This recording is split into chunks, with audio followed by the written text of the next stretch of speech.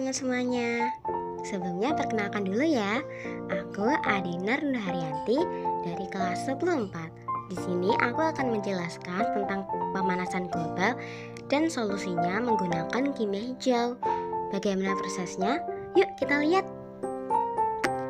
Pemanasan global adalah fenomena kenaikan suhu rata-rata atmosfer, laut, dan daratan di bumi yang disebabkan oleh meningkatnya emisi gas rumah kaca dan aktivitas manusia yang dapat menyebabkan perubahan iklim dan berbagai dampak negatif. Peningkatan suhu ini disebabkan oleh meningkatnya konsentrasi gas-gas rumah kaca seperti karbon dioksida, metana, dan uap air di atmosfer yang memerangkap panas matahari dan menyebabkan suhu bumi meningkat.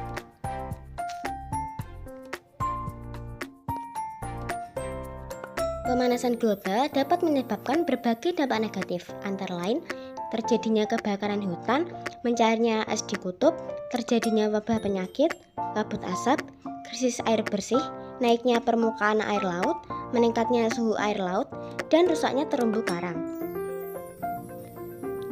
Lalu kita dapat mencegah dan mengatasi hal tersebut dengan menggunakan prinsip kimia hijau. Nah, kimia hijau itu apa sih? Kimia hijau adalah kajian di bidang kimia yang fokus dalam merancang, menggunakan, atau memproduksi bahan kimia dengan mengurangi dampak lingkungan.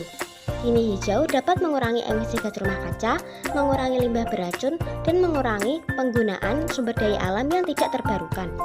Praktik kimia hijau dan pemanasan global mempunyai hubungan yang erat. Hal ini dikarenakan penerapan kimia hijau yang tepat dan konsisten diharapkan mampu mengurangi dampak pemanasan global.